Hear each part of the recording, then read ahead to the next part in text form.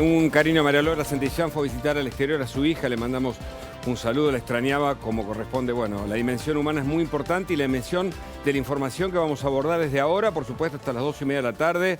Un abrazo a Pancho Olivera, qué buen programa que hicieron. Y nosotros te vamos a contar ahora lo que está pasando en dos lugares muy importantes. Por un lado, la toma de la embajada por un hombre que fue detenido allí en la Embajada de México. En la Argentina está Nacho Damonte y después con Jean Libares. Al sur, en Villa Mascardi, continúan los operativos para detener a todavía los prófugos de los encapuchados, los terroristas, los vándalos usurpadores allí del sur argentino en Villa Mascardi. Primero con Nacho Damonte. Buenas tardes, Nacho.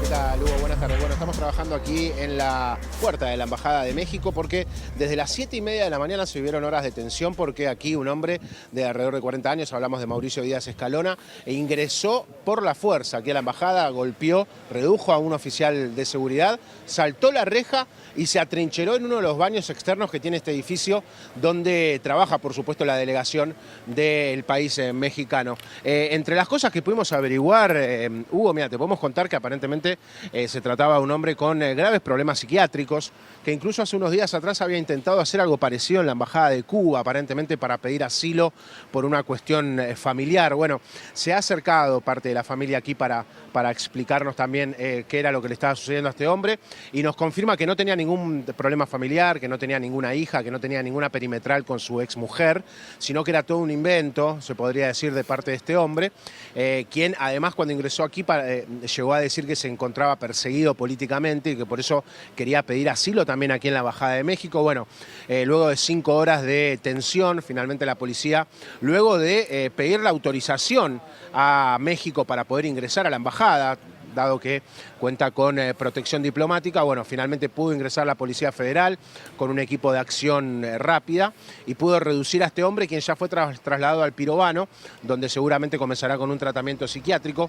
Mientras tanto, aquí en la Embajada de México hay muchos mexicanos intentando hacer trámites, esperando a que les den el ok para ingresar a este edificio para tener trámites consulares aquí mismo en este lugar. Por el momento no tenemos información de si va a haber algún tipo de declaración de parte de algún funcionario diplomático o alguien que nos pueda explicar cómo fue que un hombre, la verdad que es increíble, hubo un hombre que reduce a un policía que está en la puerta, salta a la reja e ingresa a una embajada como si fuera tan fácil, ¿no? En una embajada tan importante como la de México. Bueno, eso fue lo que sucedió aquí. Ahora, por suerte, podemos decir que la situación está completamente controlada. Excelente, Nacho, excelente informe. Vamos a seguir con este tema, por supuesto, con los detalles de lo que va a pasar a continuación, la detención de este hombre que fue llevado al hospital Pirobano. Informe completo, Nacho, muchas gracias. Volvemos con vos en instantes. De acá al sur viajamos a Villa Mascardi. Allí está Jean Libares. Atención, momentos decisivos en el rastrillaje de los grupos de gendarmería, este grupo de las fuerzas federales que está tratando de buscar a los prófugos, los hombres encapuchados, los que todavía no fueron detenidos. Operativo allí en Villa Mascardi. Jean, buenas tardes, ¿cómo estás? Hola Hugo, buenas tardes para todos. Efectivamente, y desde muy temprano nosotros fuimos testigos en La Nación Más de cómo subían estos efectivos de las fuerzas federales para tratar de encontrar a estos hombres. Y aquí, a la vera, en el medio, in situ, de la Ruta 40, este retén, Hugo, que se repite desde hace 3 días. La Gendarmería Nacional custodiando el tránsito, lo que se denomina tránsito asistido. Generan retenes, en este caso estos vehículos van en sentido a Bariloche. Los que van a ver ahora, se acaba de liberar el retén que va hacia la zona del Bolsón. Ahora en vivo, ahí los ves, Hugo, pasan camiones, pasan turistas, pasan trabajadores. Continúa y persiste el operativo de las fuerzas federales aquí, en la Ruta 40. Mientras tanto, en la montaña, Policía Federal, in situ inmersa desde muy temprano, rastrillando y peinando la montaña, tratando de encontrar a estos prófugos. Mientras tanto, Hugo, las noticias importantes pasan por el traslado de estas 4 detenidas al penal de Ezeiza. Así como lo escuchás, Hugo, lo vuelvo a reiterar, 4 de las 7 mujeres detenidas han sido trasladadas a Buenos Aires con el argumento de la jueza Silvina Domínguez de que no tienen instituciones federales para mujeres. Mientras tanto, aquí en Bariloche está la Machi, que es la líder de este grupo pseudo mapuche, y una joven embarazada de 40 semanas. La Machi está en una dependencia de la Policía de Seguridad Aeroportuaria en el aeropuerto de Bariloche. Mientras tanto, la joven embarazada que está a tan solo unos días de dar a luz, está en el hospital Ramón Carrillo del centro de Bariloche, custodiada por la policía. Por último, Hugo, después desarrollamos, no se descarta que haya hoy por la tarde una protesta en contra de este traslado a Buenos Aires de las detenidas por parte de grupos afines a los mapuches. Excelente, Jan. Informe completo. Volvemos con vos en cualquier momento porque seguramente habrá novedades y si hay capturas o no. Por ahora llama la atención que después de más de 1000 días el gobierno reaccionó, después de que prendieron fuego lugares públicos y privados, después que arrasaron con los habitantes de toda esa zona, recién el gobierno reacciona. Reacciona tarde, yo no sé si mal, pero por ahora hay solo mujeres detenidas, como bien explicaba Jean Libares. Los cabecillas de la organización, pensemos en Jones Walla, pensemos en Matías Santana, el de los binoculares, ¿te acordás que dijo que Gendarmería había cargado en un camión a Santiago Maldonado? Por ahora ninguno de ellos aparece. ¿Es bueno el resultado o no? Tenemos una mesa y un equipo extraordinario para charlar de estos temas. Por supuesto, mi compañera aquí, Mariana Arias, por supuesto, mi compañero Rubén Rabanal. Invitados de lujos, ¿eh? Comienzo con Carlos Rucauf, porque Carlos Rucauf, además de tener varios roles, fue vicepresidente de la Argentina, fue canciller, tiene una mirada muy importante sobre lo que pasa en el territorio argentino. Miguel Ángel Toma, la mirada de un hombre que manejó la inteligencia, porque allí reside parte del problema. Nehamsky, para, por supuesto, analizar toda la política. Mira, Slavinsky, no Nehamsky, perdón. Lo queremos a Facu igual, saludos para Facu. Bueno, sí, está muy bien. Amigo. ¿Sabés que me vino el déjà vu por el año pasado en el que venían ustedes al programa que estábamos con Pancho correcto. Olivera? Venían ambos. A Más Data. A Más Data, exactamente. Entonces, ahí vino... Mucha facha, Facu, mucha facha. Sí, pero los dos son grandes analistas, pero hoy te tenemos a vos, que seguramente la vas a romper, para darnos una dimensión global de lo que está pasando allí en el sur. Comienzo por Carlos Rucauf, que trajo además un mapa para que entendamos por qué la Argentina ha desistido, desde el punto de vista del rol del Estado, en esa ejecución de un plan terrorista, en donde muchos dicen que están los montoneros detrás, otros dicen que el gobierno tiene complicidad o tiene desidia. Carlos, ¿cuál es tu primera mirada? Buenas tardes, gracias por tu visita. ¿Qué tal? Buenas tardes a ustedes y a todos los que están mirando. Fundamentalmente acá yo les traje un mapa que seguramente van a poner en pantalla la gente de tu producción, que es el mapa del Gualmapu. El Gualmapu es el proyecto de república que plantean los pseudo mapuches y sus protectores nacionales e internacionales. Ahí ustedes podrán ver eso que tiene esa bandera, sí. Esa es la bandera Gualmapu, la bandera de estos pseudo mapuches. Abarca una gran parte de Argentina y de Chile, abarca la parte más rica en materia de petróleo, gas y agua de la Argentina. ¿Ah, sí? Así es. Ahí está nada menos que la famosa Vaca Muerta, ahí está todo el proyecto de hidrógeno verde, ahí está una reserva de agua tanto sólida como líquida, sólido me refiero a la zona de montaña, y vale la pena explicarle a los televidentes que las superpotencias en este siglo XXI tienen 4 hipótesis de conflicto. Sí. Las migraciones masivas, la búsqueda del agua, la búsqueda de lo energético, en este caso sería el gas, y la búsqueda de la comida. Todo eso lo tiene Argentina. Entonces, la gran pregunta que debemos hacernos, que debe hacerse el Estado argentino, es: ¿no se dan cuenta que la Argentina está en peligro de una secesión? Que así como Putin inventó en el territorio ucraniano a Lugansk y Donetsk, y luego las hizo independiente y luego las absorbió, un día una potencia puede decir que Gualmapu y sus caciques es un país que reconocen, meter tropas y quedarse con todo lo nuestro. ¿Qué hipótesis que trae? ¿Qué discusión? O una tesis, yo no sé si es válido pensarlo ya como una posible teoría. Porque... Bueno, pero fíjese, ¿qué es la República de las Falkland en la visión británica? Es eso. Los británicos intentaron en un determinado momento, y en ese caso con un rechazo absoluto de la política argentina, de todos los sectores, hacer un referéndum para que los kelpers que ellos pusieron ahí votaran para hacer una república independiente.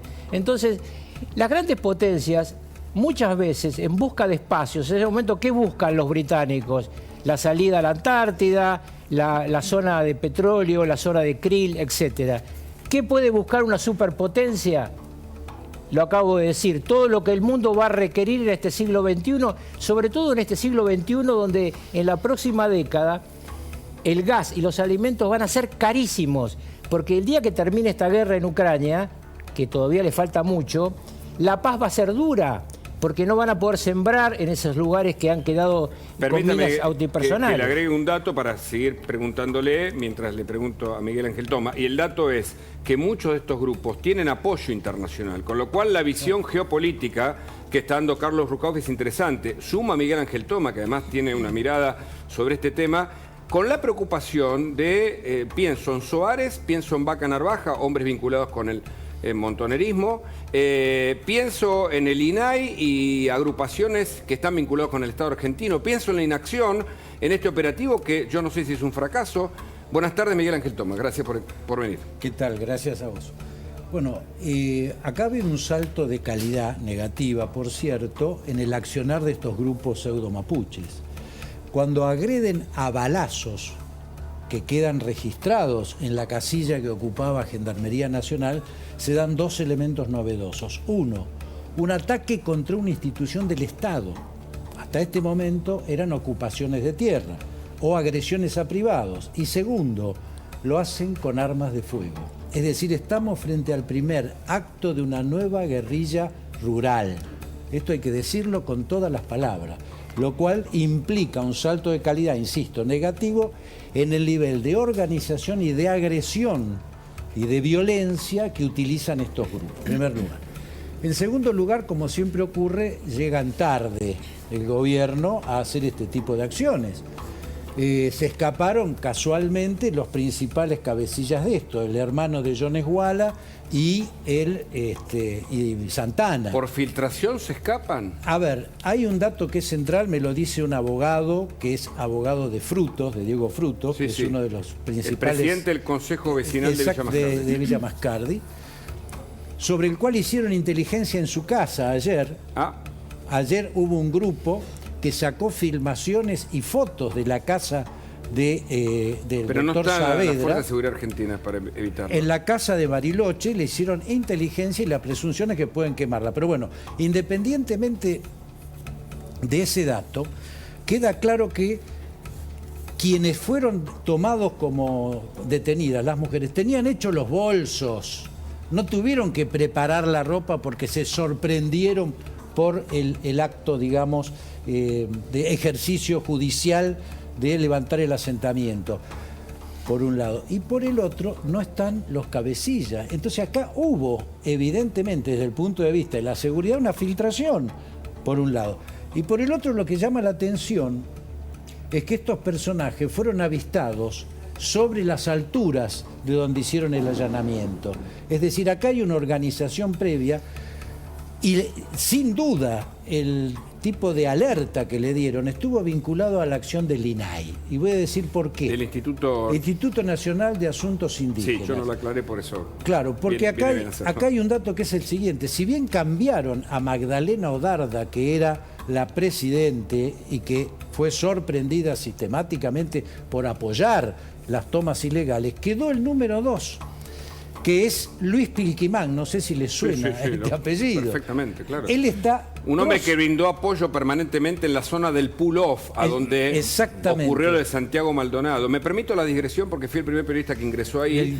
Iba a señalarte eso. No, de la mano de la mujer de Jones Walla, que la convencí de un trabajo periodístico, me permitió ingresar, después no me dejaban salir. Estaba ese Matías Santana, etcétera, entre otros. Hablaban de las acciones directas ya en ese momento.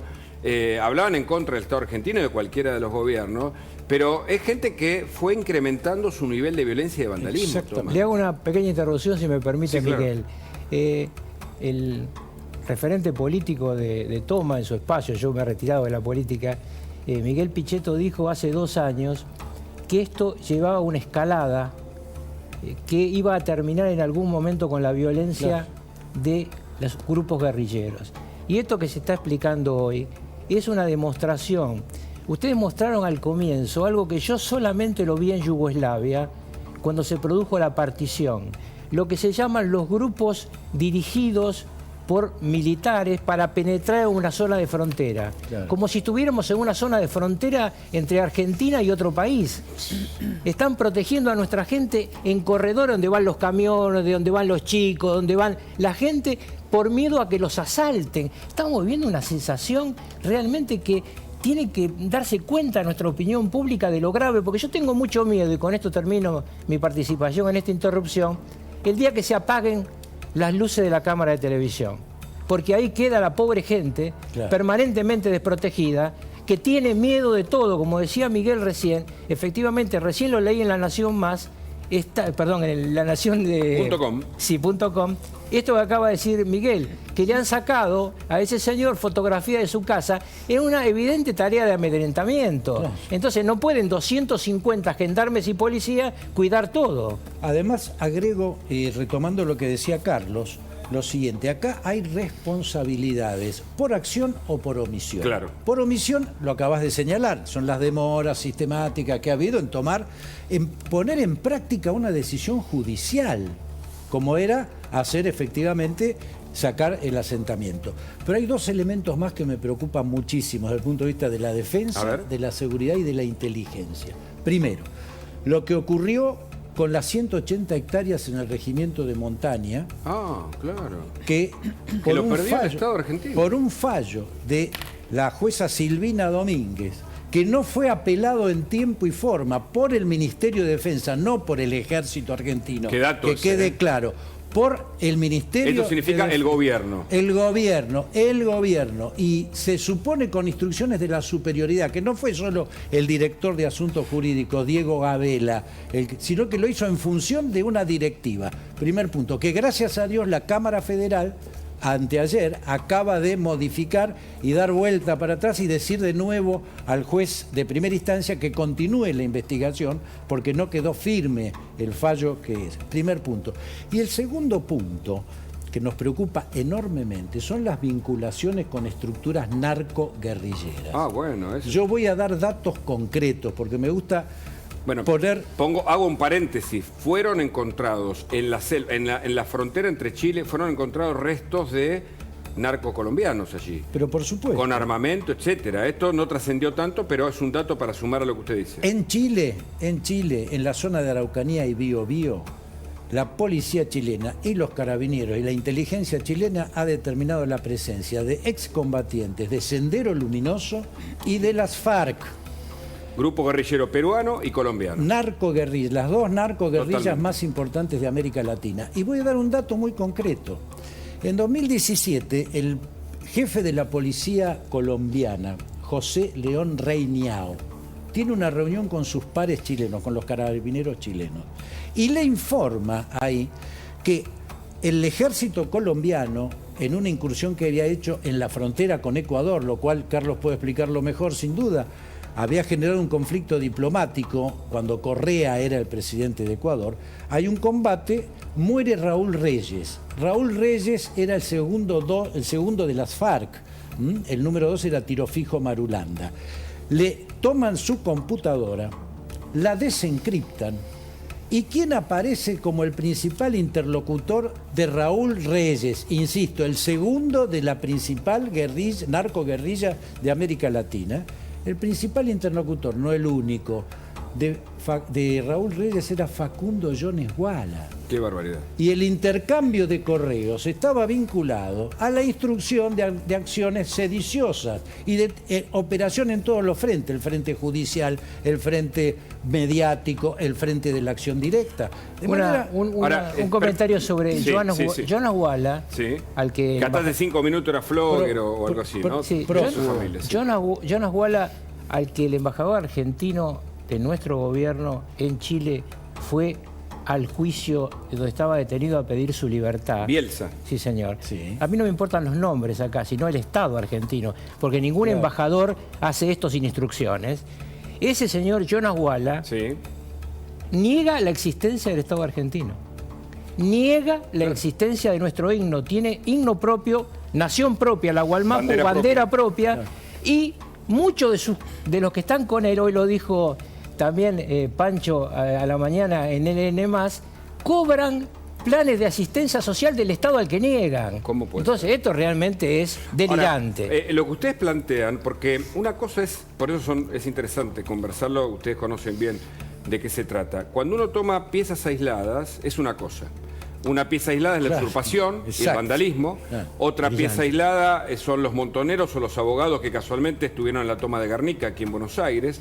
Otro hecho aislado puede ser esta idea de la nación. Ahora, cuando uno empieza a unir todo en ese rompecabezas, encuentra realmente un mapa, dicho metafóricamente, y valga la aplicación de la metáfora en este caso, para entender que hay apoyo internacional, que es un territorio que si de algún modo puede ser considerado fuera de la Argentina por algún extraviado, que es una zona muy rica, que hay intereses transnacionales en el tema, que puede estar el narcotráfico o grupos guerrilleros, que hay rememoranza o en todo caso alguna memoria de los 70 por ahí vigente, que el gobierno no se decide qué papel va a actuar y que cuando actúa parece ser más bien un montaje o un show que algo efectivo que detiene a los cabecillas de este tipo de vandalismo. Algo más sobre esto. Noten una extraña similitud. Uno de los abogados de esta gente se llama Vaca Narvaja. Claro. Y el embajador en China se llama Vaca Narvaja. Y es su hijo. Y el embajador en China, curiosamente, en cada declaración parece ser chino, no argentino. Entonces, yo no puedo asegurar qué potencia está atrás de estas maniobras, porque muy cerca de ahí hay una base china también. Entonces, lo que es importante es que todos estemos alerta. Este no es un tema de un sector de la política argentina. Correcto. Toda la dirigencia argentina, en el Congreso de la Nación, tendría que estar discutiendo esto. ¿Sabe por qué? Porque el artículo de la Constitución Nacional en el que se fundan estos reclamos, el artículo 75, establece que una ley del Congreso de la Nación va a asignar, en donde sea posible, tierras a los pueblos originarios. En Estados Unidos, cuando esto se decidió ya hace 50 años, lo primero que se le exigía a los que iban a negociar espacios era reconocer el Estado Nacional, naturalmente. Claro. Permítame, porque Mariana justamente tiene este tema de la ONU. Mariana, contanos bien los detalles para poner todo en contexto, porque es interesantísimo lo que acaba de pasar y Mariana te lo cuenta así. Dale, bueno, Mariana. hoy Argentina se abstuvo ante la Comisión de Derechos Humanos de la ONU de abrir una investigación de un proyecto que presenta Estados Unidos, pero sobre una investigación que hizo Michelle Bachelet, que era la alta comisionada, ¿no? En ese momento se habla de los desastres en materia de derechos humanos que hace China sobre una comunidad musulmana de los uigures. Y Argentina se abstiene. Recibió el canciller Cafiero una gran presión tanto de Estados Unidos como de China, porque ambos de alguna manera estaban interesados en que hubiese, digamos, una votación contundente de Argentina. En este caso lo que hace Argentina es abstenerse. Eso es lo que está sucediendo, lo que sucede. Muchos países, por supuesto, apoyaron la apertura de esta investigación, otros países se abstuvieron, otros países rechazaron esta investigación.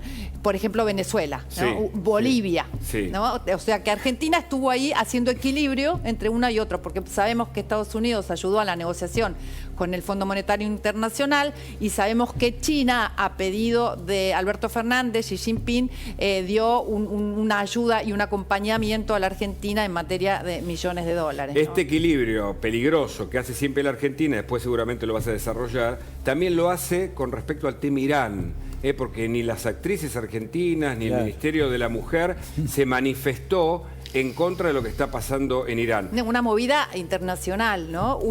Manifestaciones que hace 3 semanas a partir de la muerte de esta chica de 22 años que solo tenía mal colocado su velo, fue tomada por la policía de la moral y asesinada a golpes. Hay un levantamiento en Irán que no tiene solo que ver con las mujeres, ¿no? Están los jóvenes muy involucrados, las universidades, los colegios. No va a parar esto, no para. Bueno, ayer veíamos estas imágenes de las actrices francesas, ¿no? Que se cortaban frente a las cámaras de sus teléfonos el pelo en apoyo a todas las mujeres iraníes. Hoy Juana Viale hizo lo mismo. Sí, exactamente. Un comentario a lo de Mariana, muy cortito. Claro. Sí, es muy interesante ver que en esta resolución que ha explicado Mariana se negó a votar la Argentina, se incluía una investigación hecha por Michelle Bachelet. Y el presidente Fernández dijo hace un año que cualquier informe de Michelle Bachelet era tan serio que siempre Argentina lo iba a apoyar. Adentro de este informe que se pide en Naciones Unidas no solamente está China. China aparece por el impacto que nadie imaginaba que Argentina iba a negarse a defender los derechos humanos de los uigures, pero también está incluida Venezuela en esa resolución. Y cuando hablamos de las armas que aparecen en el sur, yo no sé por qué me hace acordar a ese avión que vino venezolano y iraní. Bueno, que todavía está en la Argentina, ¿no? Atención, el material de Golamreza Ghasemi, ¿no? El piloto que muestra material muy peligroso. Ya vamos a hablar sobre esto, pero vos tenés otro dato, Mariana, que está muy relacionado con esta mesa especial que tenemos hoy para tratar este tema, porque además habla del peronismo. Sí. Y contanos, y hoy, y pasó en España. Dale. Bueno, la presidenta de la Comunidad de Madrid, ¿no?, rechazó un proyecto que tiene que ver con una reforma fiscal, Isabel Díaz Ayuso. Para rechazarlo, para criticar a Pedro Sánchez, al presidente de España, que impulsa junto con Podemos, ¿no? Su partido junto con el de Podemos, con la izquierda de Podemos, impulsan esta reforma fiscal. Comparó estas políticas que tienen que ver con sacarle el dinero a la gente, dijo, para después establecer subsidios con otros. Habló de populismo fiscal y lo decía de esta forma. Dale, a ver. Sánchez nos va a llevar a la ruina. Y no es el gobierno de las mayorías y mucho menos el gobierno de la gente real. Es el gobierno que primero crea la pobreza para luego crear dependencia del Estado. Es populismo fiscal. Le quitan el dinero a la gente para luego, como hacen los peronistas, repartirlo en pagas, ayudas, subsidios. Pero le tengo que decir que la pequeña empresa española no aguanta más, que no pueden hacer frente a tantos gastos de producción, que el margen de beneficios cada vez es menor. Me perdí. Bueno, un solo comentario antes que hable de analista político. Sí, Carlos. Claro, porque habló del peronismo, Carlos. No, esta querida política que yo respeto mucho, española, debería entender que no todo es igual, así como no es igual el Partido Popular que Vox, el aliado de ultraderecha de la señora Ayuso. Tampoco es lo mismo kirchnerismo que peronismo. Es difícil explicarlo en la Argentina porque el kirchnerismo se apoderó de la estructura peronista. Claro. Pero el peronismo como consigna siempre tuvo trabajar, trabajar y trabajar, producir, producir y producir y no alimentar vagos. Bueno, lo que ha dejado la última versión del peronismo, tal vez por eso pase esto a nivel internacional, Carlos, es lo que vemos del kirchnerismo. No sé, Slavinsky, ¿qué miras vos desde tu... Sí, me parece, como politólogo, ¿no? Sí, la representación que está haciendo es de un peronismo que de alguna manera entra como en una discusión de cómo se establece el gasto y en ese sentido creo que de la cuestión de cómo manejar el déficit fiscal, porque vos fíjate que cómo instrumentar determinados gastos en una política más equilibrada, como quieren hacer o como está proponiendo en España en este sentido, criticando al peronismo, sobre quizá hasta haciendo algún eco de las declaraciones de Cristina en algún momento, hablando del déficit, hablando de cómo se gasta el dinero. También es verdad que desde el punto de vista del peronismo uno podría decir, bueno, si uno pone a la justicia social en primer plano, a tratar de en un momento de pandemia otorgar los subsidios, IFE, ATP, como se hizo, digamos, como para exacerbar el gasto en algún sentido, buscando que la ciudadanía tenga algún soporte. Sin embargo, me parece que esta es la discusión entre justicia social, economía, justicia social en primer plano, y creo que esa crítica lo que está haciendo es marcando una señal, una muestra de que ese no es el camino que quieren. Eso se puede hacer, Menem lo hizo. A ver, perdón, vamos de a uno porque es un tema interesante. Toma, quiere hablar. Menem lo hizo. Permítame que... Menem lo hizo. 7 años de 1% de inflación anual, señora. Usted no lo vivió, yo soy viejito, lo viví, ¿no? Y además, hoy tenemos 100% de inflación con otro modelo. Bueno, se han enojado acá los peronistas. Creo que Isabel Díaz Mariana. Ayuso se refiere además a algo que está pasando en esta reforma fiscal que tiene que ver con un impuesto a las grandes fortunas, Así que es. es el mismo impuesto que Alberto Fernández y Cristina Fernández de Kirchner en 2020 le puso, digamos, y aprobó en la Argentina, ¿no? Sí, sí, exacto. Hablando de superávit fiscal, nosotros gobernamos con Menem, con 10 ministros, y el señor Fernández gobierna con 20. ¿Me explican para qué? Bueno, tal vez, Carlos, permítame, usted que quiere hablar y está No, perfecto. no, está bien, y no hablo más. No, nos encanta, nos encanta, nos encanta. Porque tiene mucha experiencia. Usted estuvo, son pocos los políticos que han transitado por distintos cargos y funciones públicas, conoce muy bien la política, y como peronista tal vez ve cierta, no sé, me animo a decirlo, se lo pregunto a Toma, cierta deformidad en que el peronismo tiene la última cara en el kirchnerismo, que ha hecho del Estado una suerte de reinado de militancia en un punto. No, lo que ha hecho el kirchnerismo, lisa y llanamente, es negar la tradición del peronismo. Ha hecho exactamente lo contrario de lo que históricamente significó la identidad del peronismo. Cuando se decía claramente que lo menos que puede hacer cada una de las personas es producir al menos lo que consume. Esto Yo voy a es hacer central. lío. Yo voy a A ver, hacer a lío. ver, a ver, espera, Voy a hacer a ver, lío. espera, No, no. termina Toma y habla Rabanal. A ver. Se ha puesto interesante, es un temón para mí porque El está en segundo- España, porque habla del peronismo, habla del kirchnerismo y habla del futuro y del rol del gasto y del rol del Estado. Toma. Claro, además, desde el punto de vista político, yo no veo una contradicción entre justicia social y producción. Si no hay producción, la justicia social es imposible. No se puede repartir con racionalidad y equilibrio lo que no se produce. Primer punto. Y segundo punto, me parece muy importante recalcar que está bien que en un principio y en términos de combatir la pandemia se hiciera lo que se hizo. El gran problema acá es que se mantuvo irracionalmente e injustificadamente un mecanismo por el cual se destruyó la economía. Brasil hizo exactamente lo contrario y hoy la Argentina, en proporción a su cantidad de habitantes, tuvo mayor cantidad de muertos que Brasil, y Brasil hoy tiene deflación, Claro. y Brasil crece. Entonces esto no es No, peronismo, y la economía esto de es Lula- kirchnerismo, esto Ah. es distribución de lo que no existe, esto está clarísimo. Y caída de la riqueza, en todo caso, aumento de la pobreza. Rabanal, antes Y de la que Mariana, que indigencia. tiene para aportar. Y está Damián Dipacha, que no saludamos todavía. Damián, No, gracias digo, por en venir. primer lugar, y esto ustedes dos están exculpados de esto porque pertenecieron a una etapa, sobre todo tuvieron responsabilidades en Sí. una etapa del peronismo que no hizo esto. Perdón, Pero- y pertenecemos hoy al peronismo republicano, Está bien. que nada tiene que ver con el kirchnerismo, Está bien. que quede claro también. Pero desde afuera y sobre todo desde España, donde hay un registro histórico muy importante de lo que fue Juan Domingo Perón, la visión no es esa. La visión es que este es el mismo partido. El peronismo de Perón, el peronismo de Menem, el peronismo de Duhalde, el peronismo de Néstor, es el PJ. Y lo ven así desde afuera. Los exculpo a ustedes de esto, pero lamentablemente ellos tienen el registro de que el Juan Domingo Perón del 50 hacía estas cosas. No es cierto. Bueno, No es cierto. No es cierto. el Estoy diario, dispuesto a el discutirlo. diario La Prensa debería estar abierto entonces.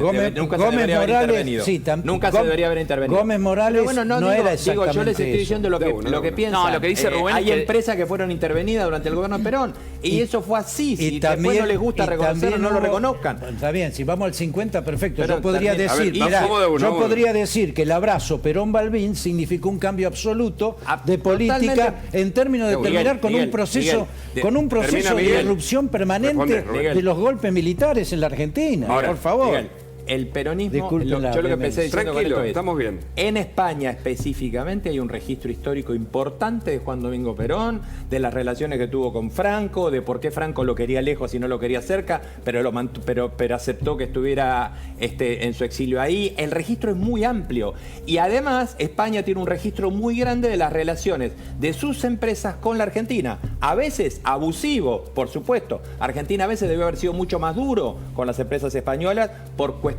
Aerolíneas la destruyeron en el proceso de privatización. Pero tienen un registro también de dolores de cabeza importantes. Repsol, Argentina es un país que el presidente que ordena expropiárselas es el mismo que ellos lo veían que estaba con Menem en los palcos, en los actos en Santa Cruz. Esas sutilezas nosotros podemos quizás trabajarlas y entenderlas, pero no pretendamos que los españoles lo Por vayan a supuesto, entender. yo no pretendo de ninguna manera Pero que lo claro. entiendan, simplemente explico que a la distancia hay cosas que se distorsionan, porque si vos analizás hoy lo que pasó en Italia desde acá, no es lo mismo que lo que lo analizan mis amigos italianos. Yo estuve ahí 2 años como embajador, conozco perfectamente, cuando yo era embajador, hablar de fascismo era una cosa intolerable para nadie, nadie podía decirlo, y hoy ganó una alianza neofascista. ¿Es Meloni Mussolini? No, no lo es. Pero claro, visto desde la distancia se puede confundir. ¿Es Bolsonaro lo que muchos dicen que es? Miren, Bolsonaro, ¿por qué saca muchos más votos que lo que dicen las encuestas? Claro. Y Dipache lo puede explicar mucho mejor que yo. A ver, Dipache, que está 7 meses del año, 4% de inflación. 7 meses de Argentina, 70% de inflación. Entonces, Bolsonaro puede competir. Y los kirchneristas van a salir terceros. Dipache y Mariana, por favor. Lo que quería aportar respecto del caso de España, que en definitiva en los últimos 10 años España ha seguido políticas muy similares al kirchnerismo, vinculadas a redistribución de esa riqueza a través de mayor nivel de planes sociales, mayor nivel de asistencia, una producción que no tiene los suficientes incentivos. Y a futuro España está a convertirse, esto lo digo yo, en la Bulgaria de Europa del Este en los próximos 30 años, de seguir este camino, de ser un país pobre. De ser un país pobre. Y en 10 años uno comienza a ver que España entra en decadencia. Muchos amigos míos se han ido a España y yo le dije, ¿sabes que España, si sigue este camino en los próximos 20, 30 años, va a ser la Bulgaria de Europa del Este? Pero con una diferencia. España no tiene ni siquiera la capacidad técnica de reventar a su Banco Central. Sí, está bien. Porque el Banco Central de España ya no es de España, pero, es el de Europa. Está bien, pero en pos de eso no destruyeron su sistema. No, digo, porque hay muchas diferencias. No destruyeron su sistema financiero. Me la deja picando. No lo podían hacer. Me la deja picando. España, la izquierda española y la izquierda italiana, efectivamente no pueden destruir su Banco Central. Casi destruyen el Banco Central Europeo. Porque en los últimos subsidios, en los 800 millones de euros que hubo que darle a Italia y España para que no se destruya la Unión Europea y el euro, tuvo que ver la incapacidad de gestión de la izquierda en Europa. Por eso gana la derecha y por eso van a perder con los de Ayuso, que no entienden la Argentina, pero así sí atienden España. La próxima se ha puesto...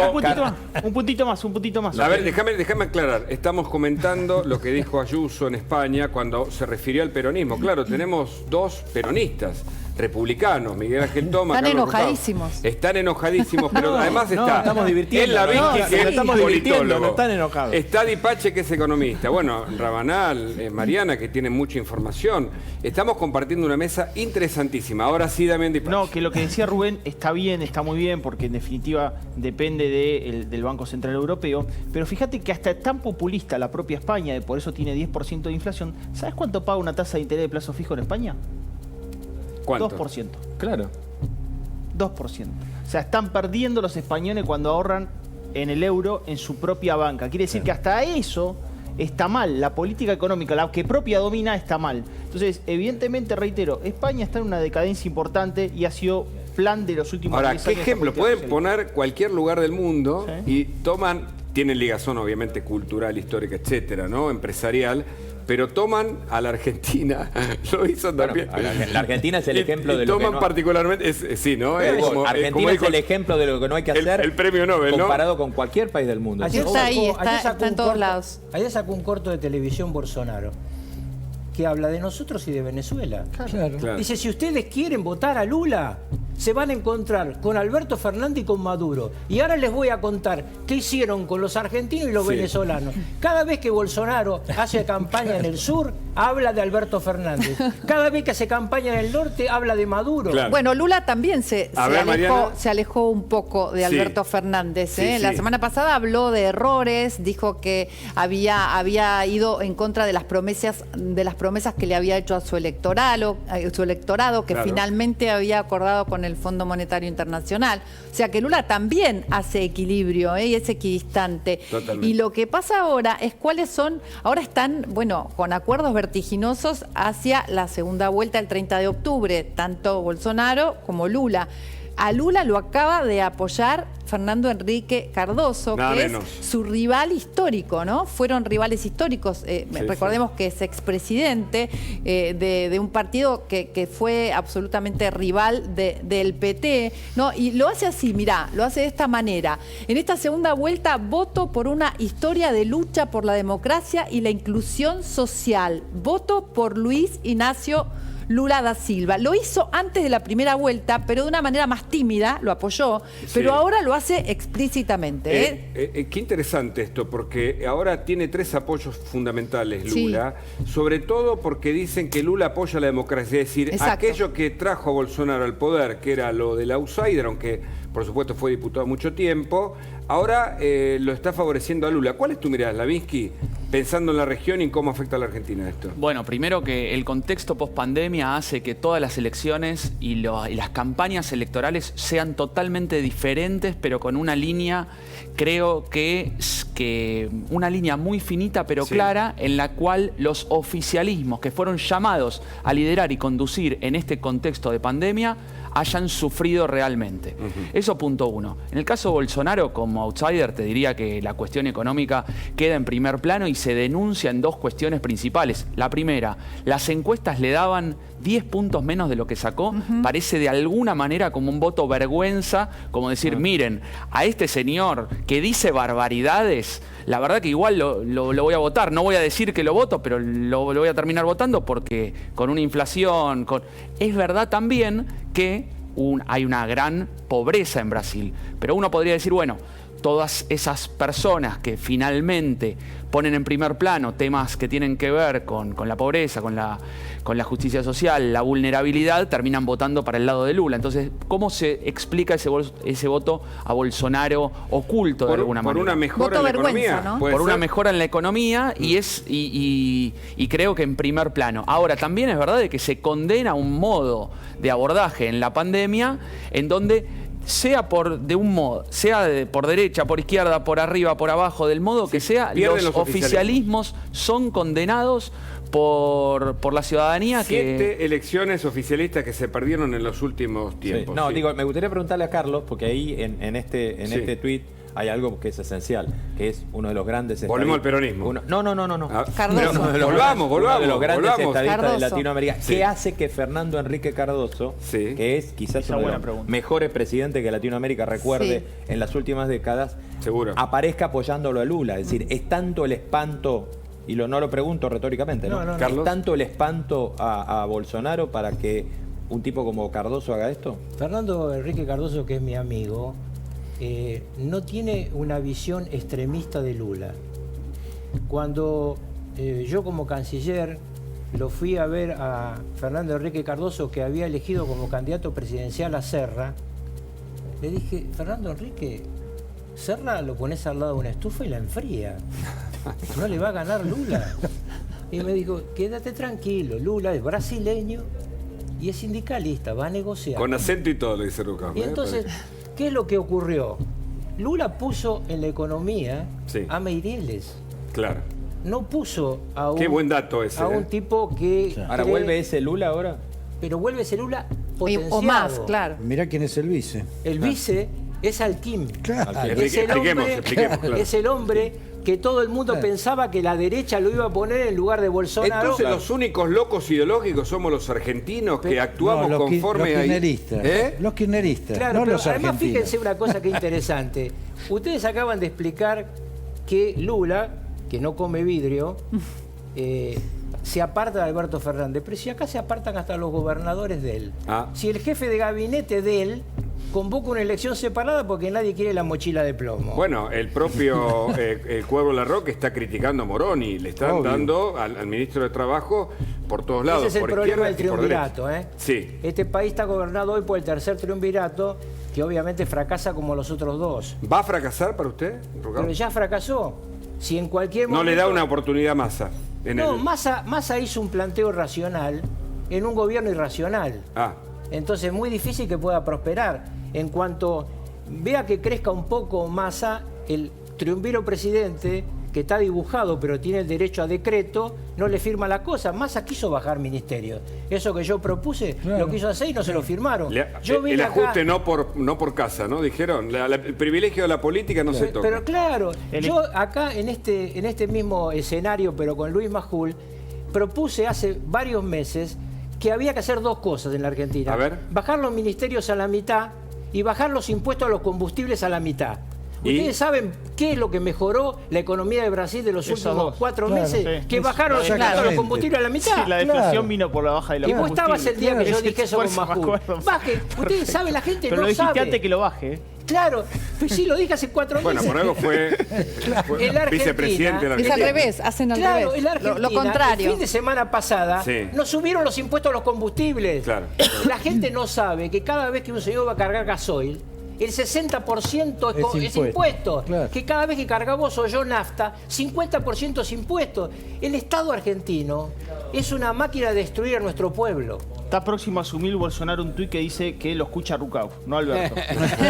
Bueno, por eso Díaz Ayuso habla sobre los impuestos, ¿no? Habla justamente sobre y los compara, digamos, lo compara con el peronismo, según ustedes, mal comparado, pero bueno, lo está comparando en realidad con el gobierno actual, ¿no? Con el gobierno actual de la Argentina. Y nos vamos a dar otro lujo en esta mesa muy especial de Más Noticias, porque Luis Palma Cané, que es un economista de lujo, ya está con nosotros. En un ratito vamos a ampliar el debate, porque se ha armado el debate. Es que claramente el peronismo tiene, bueno, una cita nada menos que en una reunión importante en España. Lo que está pasando en el sur, ya vamos a estar con Jean Libares allí en Villa Mascardi. Van a encontrar, decir, hay una inteligencia, porque es increíble, ¿no? Parece una de Más Smart esta. Hay una inteligencia capaz de ponerse en marcha para identificar a estos encapuchados. Insisto con este dato, pude entrevistar a algunos de ellos personalmente en su momento. Digamos, todo un estado elefantiásico como el nuestro no puede encontrar a 5 o 6 que están perdidos en la montaña, Tomás. En primer lugar, para hacerlo se requiere voluntad política y decisión política y no ser aliado de estos sectores o permisivos según el área del gobierno de la que se hable. Y segundo, tiene que haber una estructura de inteligencia que ha sido sistemáticamente destruida por el kirchnerismo. El kirchnerismo destruyó la inteligencia civil para construir una inteligencia ilegal y paralela en cabeza militar, César Milani, como en las peores épocas del terrorismo de Estado. Consecuentemente, hoy no existe una estructura de inteligencia civil que sea capaz de desarrollar una acción tal que permita establecer varias cosas. Primero, como decía recién, como vos señalabas muy bien recién, la inteligencia es lo que unifica lo que aparece como aislado y de golpe le encuentra una direccionalidad que es definir la amenaza. Claro. Porque la inteligencia no es el espionaje del carpetazo. La inteligencia es la neutralización de amenazas sobre intereses estratégicos de la nación, sean de naturaleza interna. Es la previsión de los conflictos. Y de la amenaza que significa el eventual conflicto, tanto de origen interno como externo. Y acá estamos teniendo una superposición de una amenaza interna y externa, como bien lo explicó Carlos. Eso a mí me impactó, porque fue el comienzo del programa de hoy, muy impactante, ¿no? La dimensión internacional del conflicto mapuche, de eso que se minimiza, porque es cierto, son 3 o 4 vándalos, pero ¿sabe por qué pienso en eso? Porque pienso en esos encapuchados y indefectiblemente también pienso en la banda de los copitos. Si no hay en la Argentina pequeños grupos que estén a disposición de otro tipo de intereses. Bueno, justamente ahí es donde hay que apuntar la investigación. Históricamente, estructuras de inteligencia ilegales han puesto o han motorizado e incentivado a estos grupos, en general con estas características como lo de los copitos, para hacer este tipo de acciones. No digo que esto sea el caso, pero sin duda tiene que ser una línea investigativa. Esto por un lado. Y por el otro queda claro que detrás de todo esto hay una situación de naturaleza internacional que no solamente es, como señaló Carlos, lo de Inglaterra o el caso específico, digamos, de una ONG que está detrás de las estructuras mapuches en Inglaterra, sino que hay también toda una corriente de naturaleza ideológica que se expresa en el Foro de San Pablo, que ha armado, cuando se cae la Unión Soviética, la izquierda europea arma una nueva agenda, Claro. Una nueva agenda que tiene la exacerbación de la inclusión o de la inclusión, de los temas de género, de los temas, digamos, de esta naturaleza, y también el tema del indigenismo. Es uno de los temas centrales y sobre eso se monta toda esa nueva izquierda. Por eso no es de extrañar que detrás de estos pseudo mapuches, autopercibidos mapuches, como eso sí suele es insólito, decirse, ¿no? El tema de la autopercepción como genial, concepto de época también, por eso ¿no? es genial. Detrás de eso existen, como ya señalé, estructuras de la narcoguerrilla, pero también viejos montoneros. Porque a mí me de... parece esto peligroso. Pero realmente. sumamente peligroso. Porque son personas que tienen una experiencia, que pasaron, que no se arrepienten. El otro día vimos una entrevista sin arrepentimiento de gente que dice y se jacta de haber puesto... Firmenich sacó un documento de 21 páginas, les pido que lo lean, por favor, que es todo un decálogo de lo que significa la destrucción del actual sistema y la sustitución de un nuevo sistema, el mismo que fracasó con la Unión Soviética, pero no importa, viven de esta concepción. Y la violencia como mecanismo, además. La esto es lo peligroso. Como mecanismo de la toma del poder. Es decir, estamos de nuevo, yo recuerdo la literatura del 60 o del 70. ¿Usted ve vestigios de eso ahora? Pero sin duda que hay una operación muy clara en ese sentido. ¿Saben cuánta plata le van a dar para manejar los planes sociales a Emilio Pérsico, que también tuvo que ver con esta historia? 600.000 millones de pesos. Lean el presupuesto, por favor. Entonces esto requiere no solo una acción de inteligencia, respondiendo a tu pregunta, que además es indispensable, es central establecer quién está detrás, quién lo financia, cómo se organiza.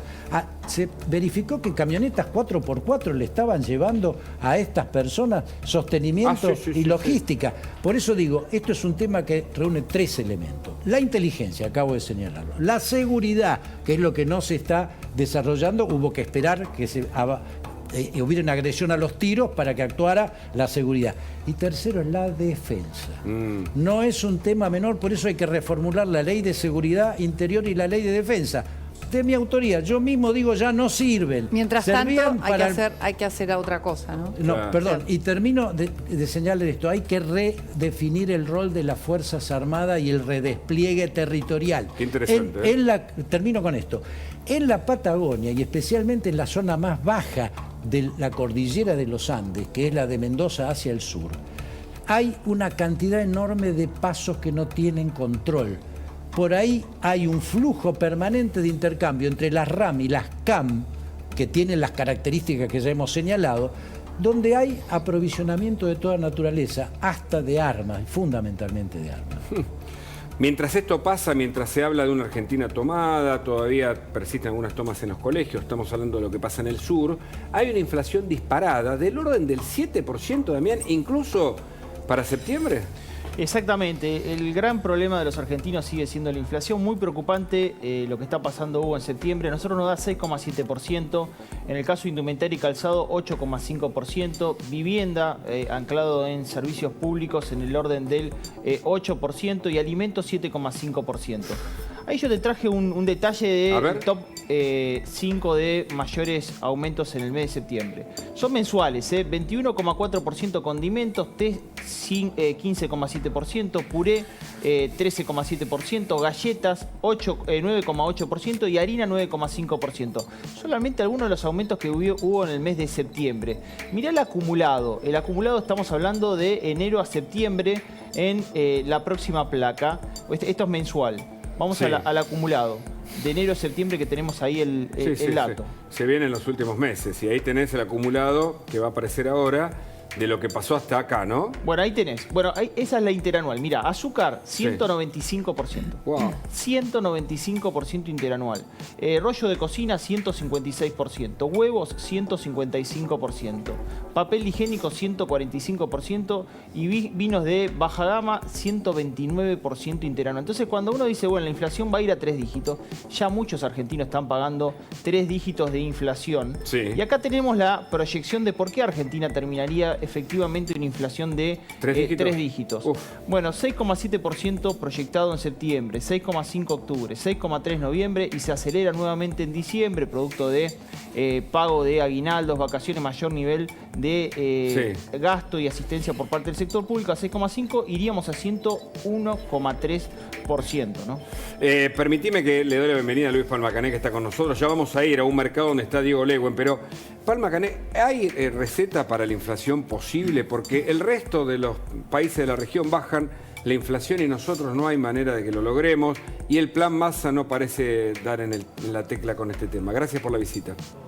No, por favor. Yo creo básicamente que si uno compara la Argentina, como ustedes decían, la inflación de la Argentina con el resto de los países latinoamericanos, que tienen los mismos problemas globales que tenemos nosotros, yo creo que lo básico acá es que el país durante los últimos 60 años ha destruido la moneda. O sea, el peso como moneda no existe, porque de las funciones básicas que tiene la moneda es que permita ser un instrumento de ahorro. Claro. En la Argentina nadie ahorra en pesos.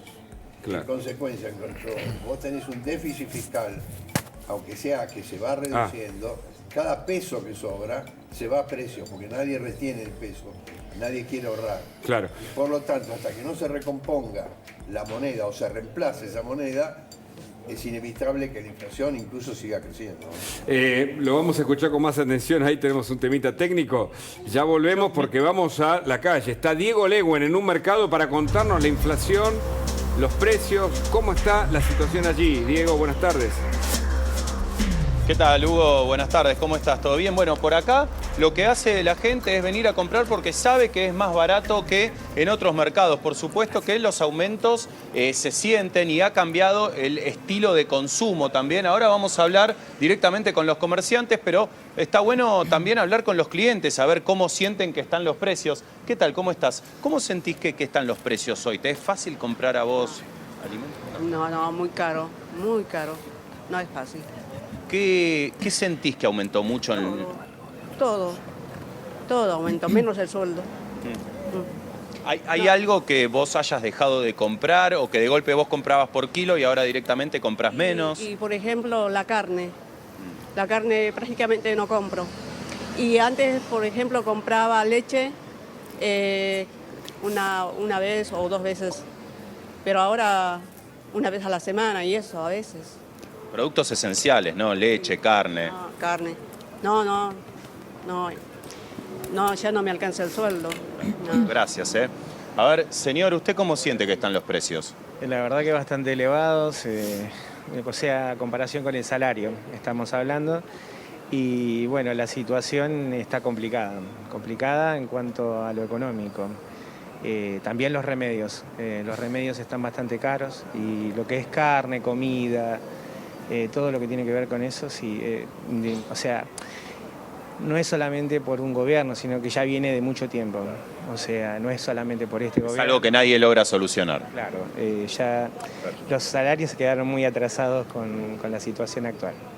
Gracias, Mirá, algo que recién decía la señora que tiene que ver con la carne. Lo que nos comentaban algunos carniceros y también los que tienen granjas es que como la carne está cara para mucha gente, se volcaron al cerdo, que era un corte mucho más barato, y también al pollo. Pero ¿qué pasó? Al haber tanta demanda de esos dos productos, lo que ocurrió es que terminó habiendo un aumento en el pollo y en el cerdo también. Por ejemplo, hay una granja allá adelante que bueno, no quiere hablar con nosotros, pero me contaba que en las últimas 2 semanas aumentó un 10% aproximadamente el precio del pollo en el kilo, ¿no? Lo tienen a 420 pesos, estaba, me dijo, alrededor de 390, 400, y hoy ya está valiendo eso. Pero vamos a meternos en otro local que también ha sufrido fuertes aumentos, ¿no? ¿Qué tal? ¿Cómo estás? Buenas tardes. ¿Nos contás un poco qué es lo que aumentó mucho el último mes? Mira, los frutos secos, las harinas para celíacos, todo ese tipo de cosas aumentó un montón. ¿Cuánto es un montón? Sí, también, muchísimo, 50% o más, mucho. ¿Sí? 50%, pero ¿en cuánto tiempo? ¿En un mes? Si es algo semanal te viene con aumento. Ah, es un país indexado. O sea, los aumentos son semanales, ya no son más mensuales. No, semanales. Horrible. A ver, hablamos de los aceites un poco, ¿me mostrás? Los aceites de oliva, no sé, aquí no vendemos aceites vegetales, pero de oliva todos aumenta todos los días, todas las semanas igual. O cada vez que hagas un pedido, todo te va a venir con aumento. Por ejemplo, en el caso del aceite de oliva, que ahí lo estamos mostrando, ¿cuánto aumentó en el último mes o cuánto te vienen aumentando por semana? Eso va aumentando poco a poco, de 10 en 10, pero sí, siempre hay un aumento. Nunca te... Esta es una pregunta quizás un poco difícil porque te voy a llevar a enero, pero ¿cuánto subió el aceite de oliva en lo que va del año, por ejemplo, en estos 9 meses, 10 meses? Demasiado. 200% te puedo decir que aumentó. Claro. ¿200%? Claro, sí, aproximadamente. Pero a ver, estamos hablando de que hoy estamos mostrando ahí que el aceite, por Luis, ejemplo, ¿usted vale está 200%. Estamos con Luis Palma Cané, entre otros economistas. Pará, no está diciendo, Damián Dispach, no está diciendo una locura la señora. El aceite de girasol aumentó 140%, así que probablemente pudo haber aumentado 200% el aceite. Ahora, no dice una locura. ¿A dónde llegamos? Usted tiene mucha experiencia, Palma Cané, en esta mirada sobre un país que yo no sé si bordea la hiperinflación, pero estamos indexados. Hay un cambio todo el tiempo de los precios en el mercado de consumo, ¿no? Acá yo creo que, bueno, se interrumpió la explicación que yo estaba dando, porque creo que para que uno comprenda el tema de la inflación, y entonces la gente seguía por los precios, el azúcar, el aceite, bueno, lo que fuera, lo importante acá es cuáles son las causas verdaderas de la inflación en la Argentina. Primero, que no existe moneda. Segundo, que este gobierno no tiene absolutamente ninguna confianza, ni credibilidad, ni certidumbre, y por lo tanto es imposible combatir un nivel de inflación teniendo esas características.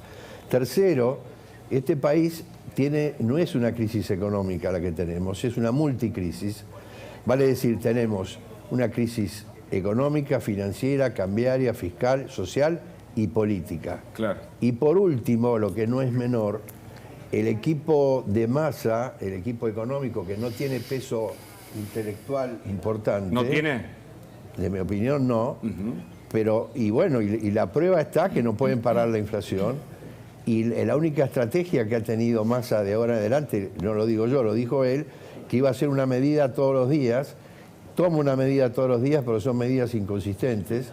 Lo más grave de todo esto, al final del día, es que este gobierno no tiene un plan integral y simultáneo para atacar la inflación y todas las crisis. O sea, la única manera de tomar una medida no garantiza nada, tomar una medida todos los días. Es decir, es como levantarse o hacer algo o decidir tener una acción, pero si esas acciones no tienen resultados, me pregunto. Por ejemplo, cualquier plan integral contra la inflación en el mundo tiene que tener una tasa de interés positiva, es decir, superior a la inflación. Acá lo hemos demorado mucho, ahora tenemos una tasa de inflación, pero una tasa de interés que está ahí pegándole a la tasa de interés real. Pero tomada sola esa medida, se pierde. Claro. O sea, lo único que puede combatir todas estas crisis, de nuevo, es un plan integral y simultáneo. Integral, ¿qué quiere decir? Que tome todas las variables monetarias, fiscales, sociales y políticas, y que sea simultáneo además. Claro. No existe no existe la posibilidad de bajar la inflación de estos niveles en forma gradual. Hay que hacer un programa de shock, digamos, ¿no? Sí, ahora volvemos. Espérame, ahora volvemos, Diego Leo, con vos en la calle, los precios suben. Damián Dispach quiere agregar información. Tenemos, por supuesto, a Carlos Gruscauf, está con nosotros Miguel Ángel Toma, está Slavinsky, bueno, Rubén Rabanal, y una información urgente de lo que pasó en Tailandia. Tenemos que contar este hecho porque es muy grave y te lo trae Mariana. Una masacre ocurrió en Tailandia con un ex oficial de policía de 34 años que irrumpió en un jardín de infantes, en una guardería diría, porque donde estaban niños de 2 y 3 años. Allí mató a 35 personas en total, entre ellos 24 niños muertos. Disparó un rifle automático inmediatamente al entrar a la hora del almuerzo contra algunos de los trabajadores que cayeron muertos allí. Luego entró en una habitación donde había niños durmiendo la siesta, les repito, niños de 2 y 3 años, también los mató y no paró hasta descargar totalmente su arma. En ese momento huyó, en la huida atropelló a distintos peatones, llegó a su casa, asesinó a su mujer y a su hijo y luego se suicidó. Esta es la información de esta masacre en Tailandia, de una persona que había sido separada de las fuerzas policiales hacía poco tiempo porque estaba implicado en asuntos de tráfico de drogas. Y esta es su reacción, esto es lo que hizo en el día de hoy: 35 muertos, 24 niños de 2 y 3 años en una guardería a solo 500 kilómetros de Bangkok, allí en Tailandia. Gracias, Mariana. Seguramente tendremos más información sobre este tema. Un horror allí en ese país. Mientras tanto, la economía, entre nosotros, estamos hablando de la inflación y de un nuevo Precios Cuidados, Rubén Rabanal.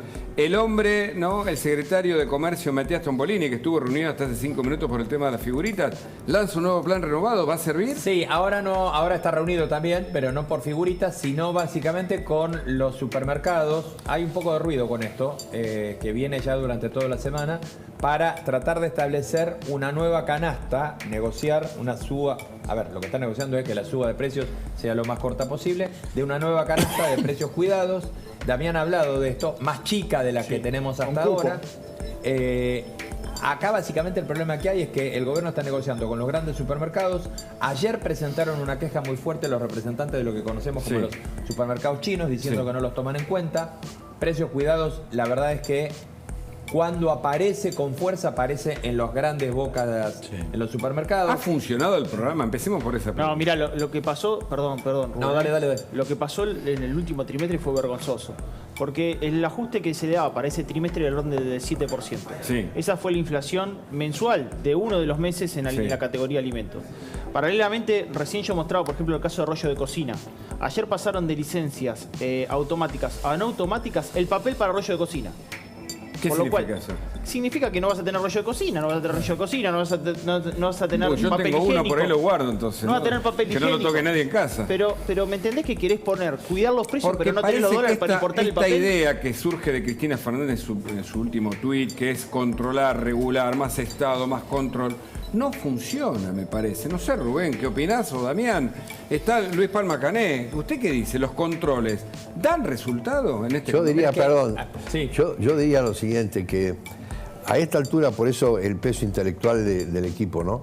A esta altura, que no está a la altura de la teoría y de la experiencia, pretender bajar la inflación o atacar la inflación controlando los precios, o sea, con un enfoque microeconómico, es absolutamente una falta de respeto, digamos, ¿no? Porque está claro que la inflación en los países que no tienen moneda es un tema estrictamente monetario, vale decir, por un problema de exceso de emisión causada por el déficit fiscal que no se combate, digamos, ¿no? Pero acá me parece también una cosa que... Perdón, a ver, vamos a Todos quieren hablar, todos quieren hablar, y está ojo, muy bien. Y es una mesa interesante para Por escuchar. favor, ordenando. Rubén, el Lavinsky Rukauf. A ver, para terminar, Precios Cuidados no es un sistema de control de precios, es un programa de referencia, que de hecho hasta Mauricio Macri lo mantuvo, un programa de referencia de precios acordado con las empresas. El problema con Precios Cuidados, que quizás desde el punto de vista existen en otros países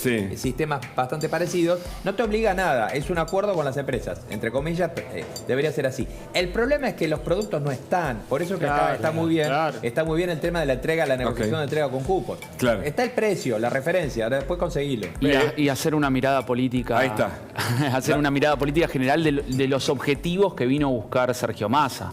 El principal objetivo, no sé si era generar un plan económico integral, que es evidente que hace falta. Quizá el principal objetivo era reducir la tensión política hacia adentro. El plan aguantar, ¿no? No, una cosa es la tensión política hacia adentro del frente de todos, en la articulación, y la otra es, recorrer un camino, o el primer camino.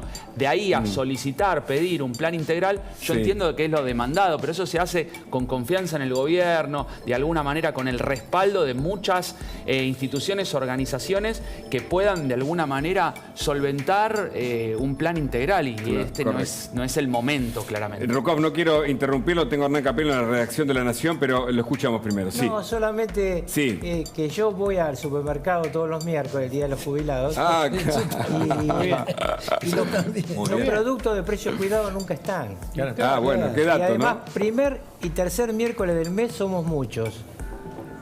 pero primero y segundo, el tercero menos y el último miércoles del mes no hay nadie, porque el mes para la gente termina el 20. Totalmente. Bueno, ese es un tema, ¿no? Cómo llegar a fin de mes en este país. Pero contamos novedades importantísimos. Estamos aquí, seguramente Toma también tiene información, tratando de darte los últimos datos sobre la banda de los Copitos. Y ahora hay información oficial, judicial importante. Se conocieron datos concretos finalmente sobre el celular, o los datos a partir del celular, de la intromisión a la nube, del trabajo que hizo la justicia sobre el celular, el dispositivo móvil de Fernando Sabac Montiel. Algunos de los datos, entre ellos surgieron un par de fotos que vamos a ver, fotos nuevas, del principal acusado, ¿no?, por el atentado contra Cristina Fernández de Kirchner. Pero, bueno, pudieron recopilar parte de las informaciones que surgieron de los mails, no información aparentemente demasiado consistente en términos judiciales, pero la vemos en una placa, si está resumida, y a la vez hablamos con Hernán Capielo para compartir esta información. Hernán, buenas tardes, ¿cómo estás? ¿Qué tal? ¿Cómo están ustedes? Todo muy bien. Bueno, se conocieron datos, ¿no? Se pudo acceder a los mails de Sabac Montiel, a la nube y algunos de sus redes sociales, por ejemplo, Instagram, Telegram. Contanos. Mira, importante este paso que dio la Policía de Seguridad Aeroportuaria. Hasta ahora lo que teníamos era que el celular aparecía reseteado a fábrica y no se podía acceder al contenido. Lo que hicieron los investigadores es encontrar un celular del mismo modelo de ese año, este Galaxy. Después hicieron un clon de la tarjeta del chip, ¿sí? Con ese clon del chip y el celular conectándolo en una red, ¿sí?, lograron bajar la información que estaba en 3 cuentas de Google que estaban asociadas con ese aparato. Esa información que estaba en esas cuentas son el Telegram completo de Fernando Sabac Montiel, es parcialmente algunos mensajes de WhatsApp que habían quedado registrados dentro de la tarjeta SIM, y también se encontró, bueno, abundante material audiovisual, estas fotos que vos estás mencionando. Exacto. Paso en limpio lo que vos estás diciendo, justamente por información textual de la justicia. Este procedimiento permitió obtener esto que vos decís, las 3 cuentas de Google, y además información de Instagram, de Telegram, estas fotos, datos que por ahora no se sabe si son valiosos. Y esta foto, por ejemplo, que son nuevas, no se las conocía. Este es un anticipo de este momento de La Nación Más. Con respecto a Instagram, y lo que están haciendo los investigadores es, tenemos la posibilidad de acceder al contenido, pero la empresa Meta bloqueó las cuentas de las redes sociales apenas ocurrió el hecho. Exacto. Entonces, la justicia lo que va a hacer es enviarle un oficio a Meta para que la empresa levante la restricción sobre la cuenta, se pueda bajar el contenido de la cuenta de Instagram y ver qué hay ahí publicado por Sabac Montiel en esa cuenta. ¿Sabés? Esto después se lo quiero preguntar también a Miguel Ángel Toma, si se amplió la investigación, ¿ya hay alguna pista sobre quiénes pueden haber financiado esta famosa idea que tiene el kirchnerismo y Cristina Fernández como querellante de la causa, del financiamiento de la banda de los Copitos, de la vinculación con Revolución Federal y otras organizaciones? Si hay en la justicia algún dato... No hay nada serio en la causa de esto todavía. Lo que hubo fueron multiplicaciones de investigaciones en torno a esta agrupación, pero no hay ninguna relación concreta con estos imputados.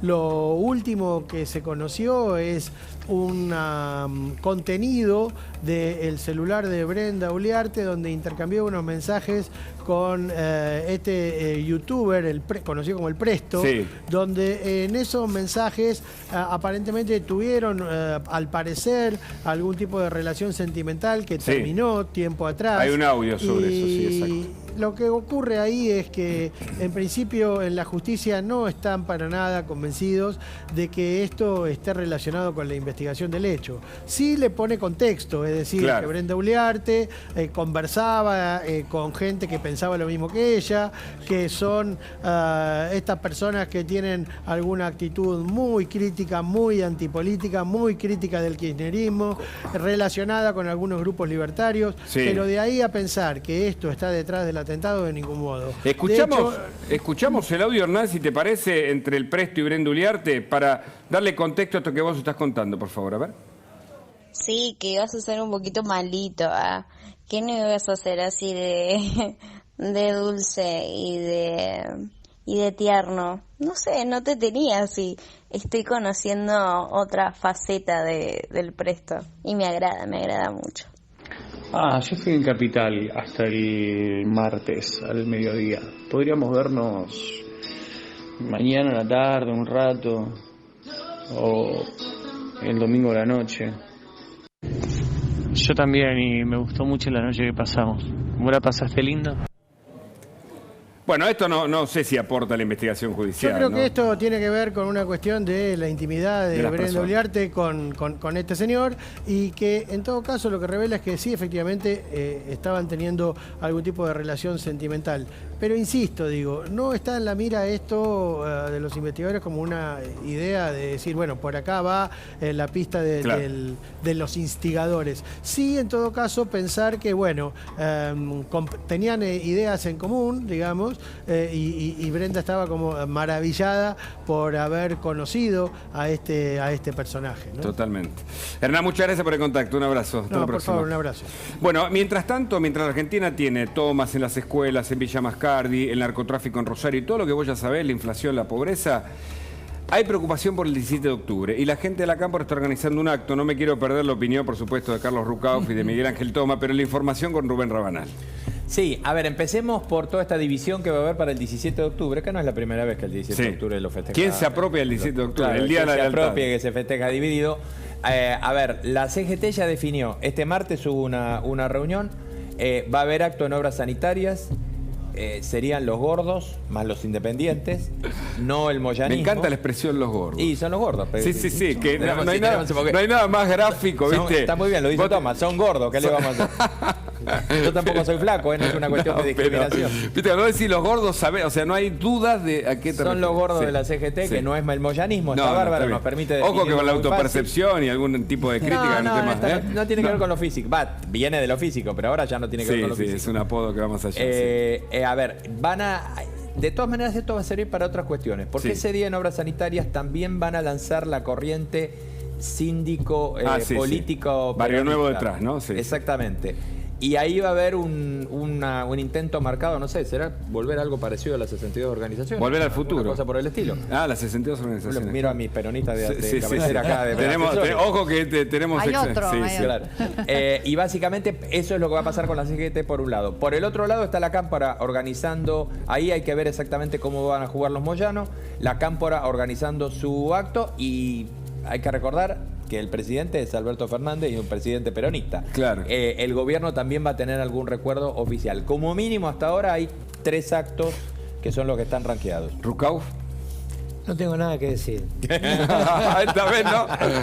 ¿Por qué? No, porque Carlos, la verdad que hay tanta noticia tan importante estar discutiendo. Bueno, pero es parte del escenario. No, es la interna del kirchnerismo. ¿Es la interna del kirchnerismo? Sí, bueno, dejémoslo ahí. Y mire, en un mundo tan complicado, donde yo, para irme, porque me tengo que ir a otro programa de otro canal, a la competencia. No, pero bueno, gracias primero por venir acá. No, al contrario. Usted ya me criticaron del otro porque venía primero acá. Pero no, lo que quiero decir es que sí me gustaría, en nombre de viejas historias que hemos tenido, y de algo que dijo Mariana, pedir públicamente a aquellas mujeres en la Argentina de militancia política que siempre se preocupan por las mujeres, que se acuerden de las 30.000 mujeres ucranianas violadas por los soldados rusos. Porque pareciera que una violación acá, que es terrible, cualquier violación es terrible, provoca naturalmente una gran conmoción, y las 30.000 ucranianas no tienen importancia. Lo que le están haciendo a las mujeres en Irán, que contó Mariana tan bien, esto nadie va a hablar de la militancia argentina. Digo, me parece un tema mucho más importante para despedirme. Es llamativo, ¿no? Que hablar de que no haya pronunciamientos sobre lo que pasa en Irán y sobre lo que pasa en Ucrania. Realmente es llamativo. Es como después como vota la política exterior argentina en Naciones Unidas. Igual, Mariana. Gracias, Carlos, por su visita. No, al contrario, a ustedes es un placer haber compartido con ustedes. El placer ha sido nuestro, y gracias por venir. Miguel Ángel Toma, hablábamos del 17 de octubre, pasamos a la economía, pero antes lo escuchamos, por supuesto. No, bueno, yo comparto lo que dijo Carlos, es parte de la interna del kirchnerismo. Simplemente haría una diferencia. El planteo del 17 de octubre por parte de la CGT de los gordos es razonable porque han tenido históricamente una pertenencia al peronismo. Lo que me parece francamente cínico es que el kirchnerismo, cuando está cerca de ser condenado por actos de corrupción, se abraza al peronismo. Y esto me parece que es un intento más de esa actitud cínica, típica del ¿Usted coincide con esta idea de que el kirchnerismo secuestró al peronismo? Pero sin duda, y siento además hasta vergüenza ajena, porque los peronistas fuimos capaces de enfrentarnos incluso a las dictaduras, y mi generación todavía lleva en su cuerpo, en nuestro cuerpo y en nuestra cabeza los signos de esa lucha para volver a reinstalar la democracia en la Argentina. Y resulta que hay muchos peronistas, que yo los considero como tales, que no han tenido los huevos suficientes como para enfrentar a esta banda de payasos. Esto es lo que me duele como peronista. Miguel, yo quería preguntarle, quería hacer una pregunta que quizás no sé si la va a tomar bien. ¿Hay que seguir festejando el 17 de octubre? A ver, esto es como... ¿O por qué se debería, cómo se significaría recordar hoy claro. el 17 de octubre? Pensé ¿Por qué que yo deberíamos... había sido el peor hoy. No, pero ¿por qué deberíamos traerlo, digo, hoy? Está muy bien. Yo creo que los ritos, como decía León Felipe, que hay luz en el rito, ¿no? León Felipe, un poeta español maravilloso. Yo creo que es parte del ritual, y los rituales no solo se pierden, también se van modificando, de manera que esta es una cuestión de naturaleza estrictamente histórica. De hecho, el 17 de octubre tiene una significación que es una manifestación popular muy fuerte. Hoy yo diría que la realidad de los tiempos nos obliga a que las manifestaciones populares sean a través de las instituciones. ¿Cuál es la significación profunda que tiene ese día? Bueno, ese día básicamente en el ritual del peronismo es el pueblo pidiendo por la libertad de quien era su líder. Claro. El pueblo trabajador, ¿no? Claro, es el día a su líder. Es el día de la lealtad. Insisto, típico, eso es típico cuando existe un liderazgo personalizado y claro. Cuando se va perdiendo ese liderazgo personalizado y los liderazgos empiezan a ser de naturaleza institucional, los ritos también se van perdiendo. Aprovecho a Slavinsky, que es analista político, para preguntarle si hay algún tipo de recuperación de la opinión pública por parte del kirchnerismo con este 17 de octubre, o no significa nada en la actualidad, Gabriel. Hoy opinión pública, creo que lo que principalmente afecta son los temas económicos y de inflación. Se discute mucho en el círculo político, en el círculo rojo, pero tendríamos que escuchar más a los Damián Di Pace, que nos traen los índices más relevantes sobre los aumentos y cómo de alguna manera el gobierno no encuentra la salida de cómo regular, ayudar, controlar y generar un plan que pegue en el centro de la agenda pública que tiene que ver con el proceso inflacionario, la pérdida del poder adquisitivo y de los salarios, y con un dato preocupante que esto sí que es relevante hacia 2023. Mientras los salarios estén, sobre todo los salarios blancos, ¿no? Sí. Los salarios por debajo de la línea de pobreza, seguramente cualquier gobierno que quiera enfrentarse a una elección va a padecerlo enormemente. También es así, entonces el gobierno puede recuperarse de la inflación, porque si no va de cara a una derrota electoral. Y Luis Palma Cané seguramente va a completar tu idea con su mirada, por supuesto. Dale. Muy difícil, porque no me acuerdo, Gaby, cuál fue la consultora, que me pareció muy interesante, que en democracia ningún oficialismo ganó con más de 4% de inflación. Y la realidad es que hasta es difícil que se logre bajar en los próximos años. Pero yo quiero hacer un juego con Luis, que me ayude, Luis, a pensar lo siguiente. Sí. Porque Luis dijo, ¿qué pasa si recuperamos nuestra moneda? Entonces yo digo, ¿estamos a tiempo de recuperar nuestra moneda? ¿Qué tenés en la mano? Un billete de 1000, de mayor denominación, que ahora le vamos a poner la carita del general San Martín, que esto vale casi 4 dólares, y el de segundo menor denominación hace 20 años, que era el billete de 5 pesos, valía 5 dólares. O sea, valía más el de segundo menor denominación que este de mayor denominación. Digo, ¿estaremos a tiempo de generar en los próximos 10 años una reducción de la inflación con 3 gobiernos por delante? ¿Necesitas? Primera pregunta. Segunda pregunta es, Palma Cané toma nota. Sí, sí. También tenemos la alternativa esta, que también la dijo Palma Cané. ¿Esa cuál es? Este es $1. Ah. Vamos ¿Es a el de otra. la suerte? Vamos a este es el de la suerte. ¿Te trajo? Vamos a sí, este siempre.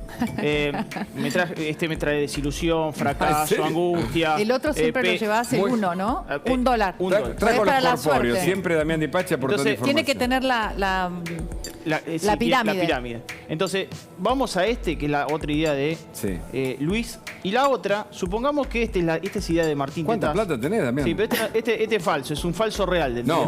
Es un falso real. Supongamos que convergemos con el real, que es la otra. Imaginamos que eso es un real. Claro. Entonces yo ahora quiero jugar con Luis. Luis, ¿qué hacemos? Tenemos este frustrante, este que ya lo probamos, y esta que sería la tercera de converger con el real. ¿Cuál carta tomás de estas tres? Mirá, hay otra alternativa, que es la que yo... Pongamos otra, ¿eh? A ver. No, vas a tener que mezclar.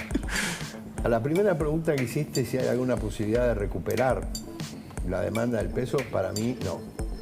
Porque han sido tantos años y tanta destrucción de la moneda que es imposible. A pesar que el presidente del Banco Central sostiene que lo va a lograr. Quisiera saber cómo. Segundo, tener solamente dólares no funciona en países como el nuestro, digamos. Funcionó en Ecuador, a medias, etcétera, etcétera. Yo creo que lo que hay que hacer es hacer un esquema bimonetario. Bimonetario. Vale decir que... Cada vez se habla más de ese esquema, Luis. Y claro, porque además está funcionando en Uruguay directamente hace años. Acá O sea, funciona, pero hay que hacerlo, ¿no? No. De espalda. No, ¿sabés qué pasa? No funciona porque el artículo Digo por el dólar blue, ¿no? famoso 765 del Código Procesal, perdón, del Código Civil y Comercial, te dice que si Damián, yo le presto $1 a Damián me puede devolver en pesos. Eso lo modificó en el código nuevo que se elaboró con asistencia de la Corte. Eso no era así. Lo que está diciendo Luis lo cambió Cristina cuando le llevaron el código, y el trabajo entero de un montón de juristas quedó sometido a la decisión final de Cristina. Y Cristina cambia esto, básicamente... Una de las tantas decisiones que se equivocó Cristina. Una de las tantas. Pero no, volviendo al tema de la mezcla de los billetes, que está muy bien. Sí, no perdamos el juego. Si nosotros logramos, primero, yo por lo menos pienso que volver al peso como moneda única es absolutamente imposible hoy. Pienso en compra y venta de inmuebles. Lo hacen dólares la gente. Porque además, hoy el peso no sirve ni como unidad de medida, porque las transacciones de bienes durables se hacen en dólares. Entonces, vos lo que tenés que hacer es tener pesos y dólares, y los dos valen, digamos, para todas las transacciones legales. Con lo cual, con la diferencia que si yo le presto dólares, él me tiene que devolver dólares. Entonces, yo no elimino el peso, será para las transacciones corrientes, y el dólar queda para las transacciones importantes, ahorro, etcétera. O sea, está diciendo lo que está sucediendo ahora. Claro, sí, pero no pierdo política monetaria. Claro. Eso es lo importante. Lo que pasa es que ahora sucede de manera muy informal, ¿no? Sí, Gabriel, súmate. No, estoy para responderte con un equipo futbolístico. Ahí tengo que volver a la política, y si puedo vuelvo al fútbol también, que siempre es bueno. Pero digo, se discute mucho de sistemas. Jugamos 4-4-2, 4-3-2-1, 4-3-1-2 40 días del Mundial, exactamente, con 3 volantes de contención y uno que vaya para adelante, con Riquelme que juegue más lateral y después ponga el pelotazo a Guillermo, que es el gol de Palermo. No sé si saben de qué cuadro soy, pero se discute de sistemas y se entiende que la teoría económica se discuta de sistemas, pero en realidad lo que hay que hacer es que más allá del sistema, los jugadores le pasen la pelota al otro, y más allá de que trascienda quienes sean los integrantes, los actores, los jugadores del momento, lo que tiene que haber para que haya un club grande es que pasen los directores técnicos, pasan los años, pasan los jugadores, pero Gaby, la 2 está presente, lo que Luis creo que intenta responder es que en ese juego ninguno le pasa la pelota al otro, se la pasa cada vez peor. Justamente haciendo no vale más. Estoy haciendo justamente esa crítica a la política, en el sentido de que lo que se necesita es políticas sostenidas de largo plazo, porque en realidad si no, cualquier sistema va a fracasar. ¿Palma Cané? Sí, yo coincido. Lo que pasa es que quería hacer tu comentario, disculpame con todo respeto. Sí, claro. Que, si mientras no sea futbolístico... No, bueno, podemos hablar de River y Boca, tenemos para rato. Se puso lindo. Hablamos de peronismo y River y Boca. Lo que es importante, me parece, por lo menos desde mi punto de vista, que no coincido, es todo este problema de la multicrisis que tiene este país, sin un plan integral y simultáneo, no se soluciona. Entonces, tu opinión era que no es el momento. Yo lo que pienso que el momento es ya, porque cada vez que avances en el tiempo y no tengas el plan, cada vez va a ser más difícil. Sí, el coincido, plan. coincido. Y entonces la crisis, es como un estado de salud, un cuerpo enfermo cada vez más grave. O sea, eso es lo que no hace Sí. Lula, ¿no? Cuando llegó a la presidencia, Claro. no cambió de rumbo, Yo lo que ¿no? digo Económico. que es urgente generar los consensos para poder producir un plan integral de Se largo llama plazo. políticas de Estado. Políticas de Estado, sin lugar a Pequeño dudas. detalle, Y es ¿no? ya, y coincido que es ya. tenés El tema razón. es la imposibilidad de masa Pero- de articularlo porque no están dadas Pero las es como- condiciones está bien. políticas para hacerlo. pero es como el huevo y la gallina, digamos. Correcto. ¿Qué hago? ¿Primero el consenso y después el plan? ¿O primero el plan y busco el consenso? Perdón, el tema Yo de la creo que hay que gallina hacer el plan es una y metáfora. negociarlo. El tema de la gallina lo trajo por el Sí, fútbol. sí, es así. No, no. Sí, es que... Perdón, es con la huevo- gallina no se metan. Claro, no, justamente. Bueno, Es podemos huevo- terminar con una sonrisa, igual me sí, gusta dale. el ejemplo porque es verdad, es huevo de gallina, ¿sí? Es claramente es un así. ejemplo de huevo de gallina en donde o se genera el plan para adquirir esos consensos necesarios o a través de un consenso se genera un plan. Pero básicamente la solución está ahí, está clara y me parece que el común de la dirigencia política lo tiene como muy presente, pero no logra de alguna manera ordenarse. Y ahí hay algo de discurso y de cuestión política electoral, que es Totalmente. no tratar de trabajar con el otro, sino básicamente se busca cancelar al otro, anular al otro. Y en realidad hoy en día debemos jugar más como si fuésemos rivales más que como enemigos. ¿Coincide, Palma Cané, para concluir? Coincido. Coincido. Mientras tanto, los jubilados están allí, ¿no? En el foco de la tormenta. Mientras tanto, sube el transporte. Redondeanos esto, Rubén, con lo que se viene, ¿no? En Bueno, materia de costos. El tema del transporte, esto ya lo anunció el gobierno, el aumento viene en diciembre, 40%, y básicamente tenemos las placas si los quieren ver. Colectivos y trenes, ahí lo tienen. Con el aumento de agosto, que fue una suba del 40% en el promedio, acá lo que estamos hablando es de todas las líneas que vienen que están bajo control federal. Estamos, es decir, transporte del AMBA y lo que sean transporte de larga distancia bajo control federal. Y ahí tenés las subas en los trenes y en los colectivos. Excelente. Muchas gracias a todos, muchas gracias por la visita. Quédate aquí en la continuidad de La Nación Más. Continuidad de La Nación Más, por supuesto, ya llega Info la Tarde, ya están ellos, Paulino, Eleonora, buenas tardes, ¿cómo andan? Hola, Hugo. Placer verte, Hugo, querido. ¿Cómo estás? Bienvenido, buenas tardes. Igualmente, igualmente. Cuánta información, ¿no? Villa Mascardi, lo que todavía pasa en los colegios. Bueno, son muchos los temas políticos, económicos. ¿Qué es lo primero para ustedes a esta altura de la tarde? La masiva fuga de la ciudad de Buenos Aires. No queda nadie. Tremendo. Ya estás pensando en el fin de semana largo, mira. Está muy bien, ¿no? Sí. Los que pueden. No va a acompañar el clima, ¿vos sabés? Porque No. hay ¿En serio? perspectiva de sonda en Mendoza y San Juan para el viernes Epa. y sábado. Definitivamente en Neuquén y Río Negro hay alerta amarilla por fuertes vientos. Exacto. La costa bonaerense está atravesada por una alerta amarilla por vientos intensos de más de 80 kilómetros en las próximas horas y días, pero también dicen que va a salir el sol y que va a matizar en cualquiera de los casos y va a bajar fuerte la temperatura, va a haber como una especie de quiebre sábado y domingo. Claro. Como para hacernos recordar que hace muy poquito que entramos a la primavera, eso voy. Ah, o sea, frío, ¿decís? Sí, un poquito más de frío. Y es más, todavía hay nieve para esquiar, por Estoy ejemplo, los que podrida, van a la sí. Patagonia, así que Claro. usted lo va a poder disfrutar. Sí, sí. Bueno, pero en cualquiera de los casos, digo, me parece que ese es un título, porque hay muchos que tienen la cabeza puesta de, bueno, pará, me tomo una pausa y el martes me meto de lleno en todos los quilombos de vuelta. Sí. Una cosa por el estilo es lo que empecé a sentir hasta con el relajamiento en la política, que siempre en todos los casos es, por supuesto, parcial. Sí, es cierto, ¿no? Está un poco más calmo, salvo lugares como el sur, ¿no? Donde está Jean Libares ahí, seguramente ustedes van a estar con él porque se cree que pueden detener a los principales cabecillas de esta agrupación, ¿no? Casi que digo los copitos, pero no, son los vándalos del sur, ¿no? Los encapuchados, los Son terroristas. otros vándalos. Son Hugo, otros claro. vándalos, pero fíjate qué significativo, Sí. ¿no? Porque son grupos extremos, minoritarios. Tuve la oportunidad de entrevistar a varios de ellos, entre ellos a Matías Santana en su momento, el de los binoculares, y están ahí, son chicos, diría algunos más grandes, cada vez más peligrosos, con acciones directas, pero que el Estado argentino no logra hacer inteligencia criminal, detenerlos, y muchos hablan de un montaje a esta altura. Yo no sé, porque hay detenidos, son mujeres que estaban con los bolsos armados, dijo Miguel Ángel Toma, cuando llegaron los gendarmes. Pero los importantes, los jugadores que prenden fuego, que accionan de manera violenta no aparecen por ahora. En un ratito nos vamos a meter con esto, con quiénes son las personas, las mujeres que están detenidas, que están reclamando, porque también están reclamando acá en la ciudad de Buenos Aires. Pero lo cierto que ligando esto con lo que planteaba Paulino de un comienzo, un fin de semana XL, también uno no deja de pensar en el impacto que esto tiene en términos turísticos, en términos económicos, en términos de decisiones de la gente que quiere ir al Bolsón, a Bariloche. Y que a Villa La Angostura, donde ahora dicen que Exacto. están ahí refugiándose entre las montañas. Y que todos se lo plantean 2 veces, ¿no? Han suspendido las excursiones al Cerro El Tronador, también han suspendido las excursiones a El Bolsón.